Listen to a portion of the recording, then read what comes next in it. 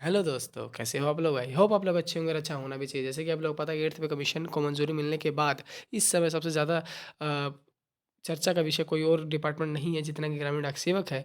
इतना ज़्यादा बातें किसी भी डिपार्टमेंटल पोस्ट की बात नहीं की गई है जितना कि पोस्ट ऑफिस डिपार्टमेंट के ग्रामीण डाक सेवक के बारे में बात करी गई है। क्या यहाँ पर भी सैलरी में बढ़ोतरी होगी? क्या 8th पे कमीशन का यहाँ पर फ़ायदा मिलेगा या नहीं मिलेगा? इससे जुड़ी हुई तमाम सारी वीडियो यूट्यूब पे आपको मिल जाएगी, लेकिन जो सटीकता से, स्पष्टता से और सरलता से जो आपको समझा दे, जो समझ आ जाए, वैसी वीडियो अभी तक यूट्यूब पे भी अवेलेबल नहीं है। तो इसीलिए आपके लिए एक बेहतरीन वीडियो बना के हाजिर हो चुके हैं अपने इस चैनल पे। हालाँकि इससे पहले भी काफ़ी सारे 8th पे कमीशन में वीडियो बना चुका हूँ मैं, लेकिन ये थोड़ा-सा नया मुद्दा है, थोड़े-से नए तरीके से बनाया गया है। यहाँ पर थोड़ा-सा पिछले डाटा को भी इंक्लूड करके बनाया गया है। तो इस वीडियो को ज़रूर देखना एंड तक, क्योंकि देखिए मैं बता देता हूँ, जो 8th पे कमीशन है इसके अंदर हम क्या रहेगी कि जीडीएस की जो सैलरी कैलकुलेशन आखिर क्या रहने वाली है आफ्टर पे कमीशन। कौन सी 8th पे कमीशन के बाद 8वां पे वेतन लागू जब होगा, मंजूरी मिलने के बाद 2026 के अंदर 1 जनवरी के वक्त जब लागू होगा, तो आपको जीडीएस की सैलरी का कैलकुलेशन क्या रहेगा, जीडीएस की सैलरी क्या रहेगी, कितना रहेगा पहले महीने से वेतन। ठीक है, सभी चीज़ों को हम यहाँ पर कवर करने वाले हैं। सैलरी में आएगा भारी उछाल। Oh my God! कितनी सच्चाई है इस बात में, क्या उछाल आएगा कि गिरावट आएगी? क्योंकि दोनों बातें अहम ज़रूरी हैं। ये दोनों पहलू आपके लिए बहुत इंपॉर्टेंट रहने वाले हैं। एंड तक वीडियो ज़रूर वॉच करना, क्योंकि देखिए मैं बता देता हूँ, इसमें ये भी बताया जाएगा कि कब और कितना मिलेगा फिटमेंट फैक्टर, और कितना मिलेगा, 1.96 मिलेगा, 2.28 मिलेगा, 2.86 मिलेगा या 3 मिलेगा। कितना मिलने वाला है आपको सामने फिटमेंट फैक्टर। ठीक है, सारी चीज़ों के यहाँ पर हम कवर करने वाले हैं। एंड तक जरूर वीडियो को वॉच करना। जैसे कि आपको पता है, 8th पे कमीशन को जैसे ही मंजूरी मिली है, काफ़ी ज़्यादा उछाल आपको देखने को मिलने वाला है। हर एक वीडियो में, हर एक चैनल पे कोई ना कोई अपने डिपार्टमेंट की बात करा, लेकिन सबसे ज़्यादा इंपॉर्टेंट जो बात रहती है वो ग्रामीण डाक सेवक की होती है, जिसको पहले ईडी माना जाता था, एक्स्ट्रा डिपार्टमेंटल एक माना जाता था। यहाँ पर एक्स्ट्रा डिपार्टमेंट के रूप में इसको माना जाता था। हालांकि सबसे इंपॉर्टेंट जो माना जाए, पोस्टल डिपार्टमेंट के रीढ़ की हड्डी मानी जाती है ये।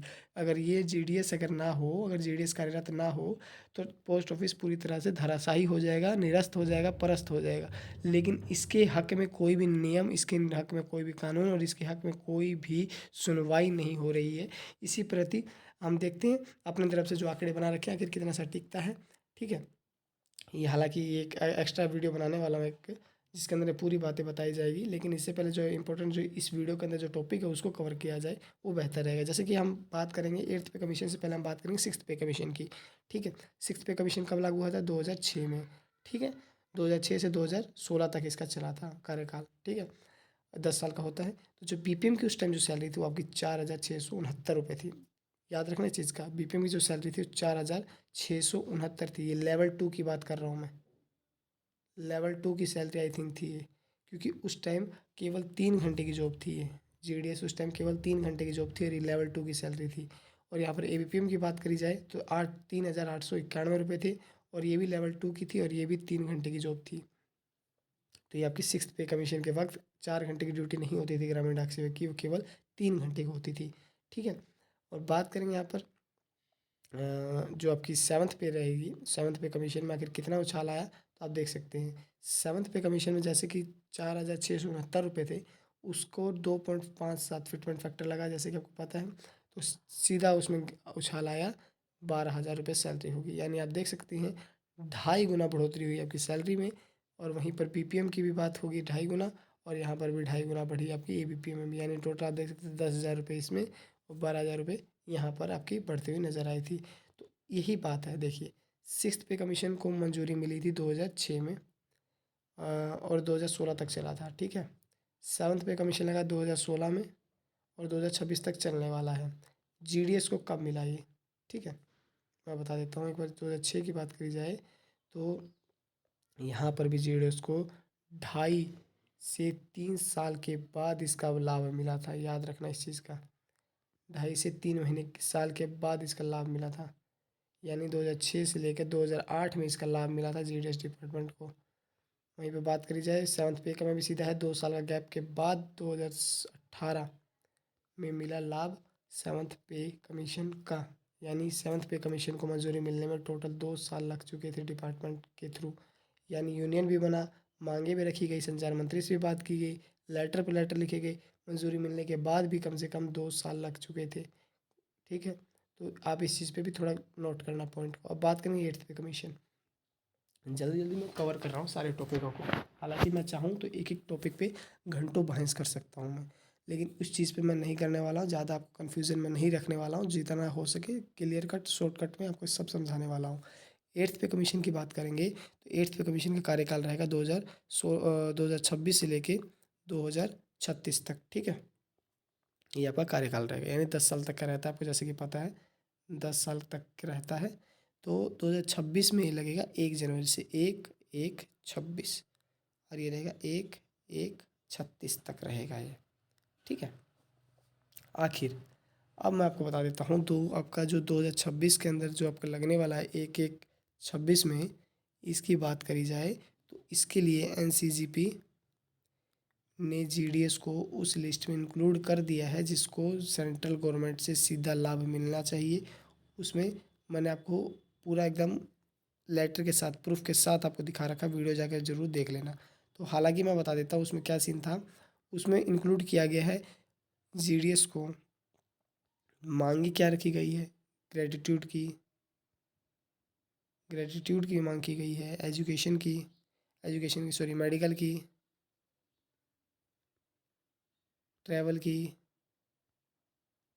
और आपकी क्या, रूम की। ये सभी मांगी करी गई है डिपार्टमेंट के थ्रू, ठीक है, NCGP ने। तो यही चीज़ है, 8th पे कमीशन लागू तो होगा, लेकिन कब तक होगा ये किसी को आंकड़ा नहीं पता। तो मैं बता देता हूँ, जैसे कि 2006 के अंदर 3 साल तक का समय लगा, 2016 में 2 साल तक का समय लगा, लेकिन 2026 में आपको कितना समय लगेगा, मेरे हिसाब से 2026 के मिड यानी जुलाई या फिर दिसंबर तक आपको इसका लाभ मिलेगा। जनवरी से आपको लाभ नहीं मिलने वाला है, जहाँ तक मेरे को ये सब आंकड़ा लास्ट ईयर के जो आंकड़े देख रहा हूँ उस हिसाब से जो मेरे को आइडिया लग रहा है, तो वो ये लग रहा है कि 8th पे कमीशन का लाभ GDS को आप मान सकते हैं जुलाई या फिर दिसंबर, जुलाई से दिसंबर के बीच में आपको देखने को मिलने वाला है। तो इससे पहले हो जाए तो बहुत अच्छा, सोने पे सुहागा हो जाएगा। अब बात करेंगे आखिर सैलरी कितनी बढ़ेगी, ठीक है, पहले महीने से सैलरी कितनी मिलने वाली है। जैसे कि मैं बता देता हूँ, जो फिटमेंट फैक्टर लगेगा उस सब पे लागू होगा, ठीक है।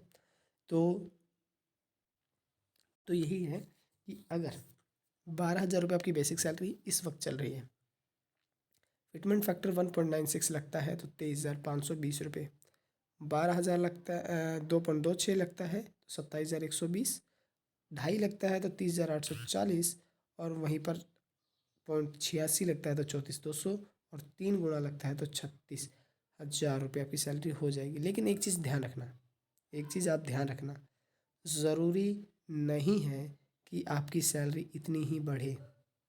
बता देता हूँ, ज़रूरी ज़रूरी नहीं है कि आपकी सैलरी इतनी ही बढ़े। जो फिटमेंट फैक्टर यहाँ लग रहा है वही फिटमेंट फैक्टर आपकी सैलरी पे भी लगे, याद रखना इस चीज़ का।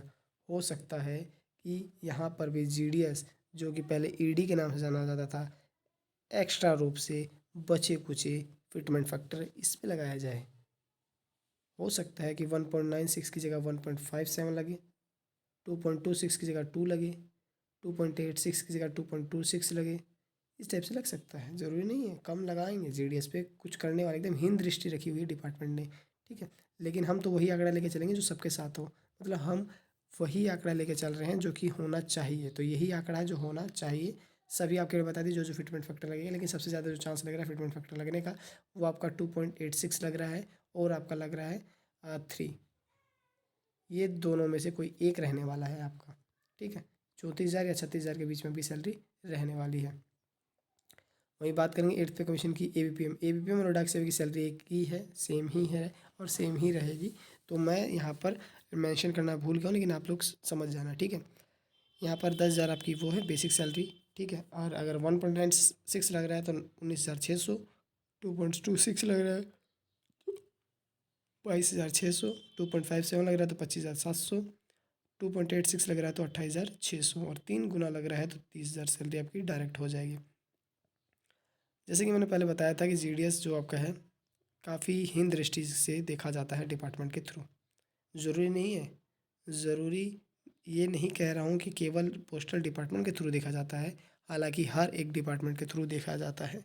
जीडीएस को एक एक्स्ट्रा डिपार्टमेंटल जॉब माना जाता है, क्योंकि देखिए यहाँ पर बिना एग्ज़ाम के होती है, नो एग्ज़ाम सीधा चयन होता है। यहाँ पर जिसके हाईएस्ट परसेंटेज है उसका चयन हो जाता है।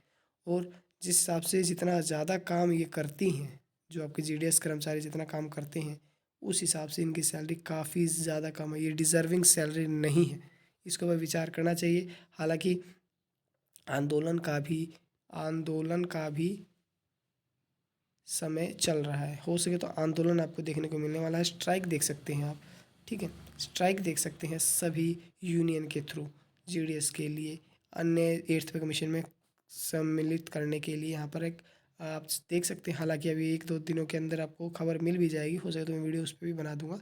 बहुत ही जल्द आपको देखने को मिलने वाला है, सुनने को भी मिलने वाला है कि आंदोलन किया जा रहा है। तो चलिए, वीडियो कैसी लगी कमेंट करके आप बताना। ये जो वीडियो के थंबनेल और जो वीडियो में बताने की चेष्टा कर रहा था, क्या वो पूरी बात आपको समझ आई?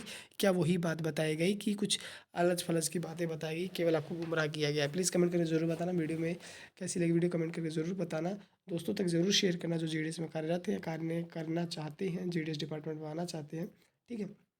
मिलते हैं नई वीडियो में नई इन्फॉर्मेशन के साथ। जब तक के लिए bye bye. Thanks for watching. Have a great day. Best of luck.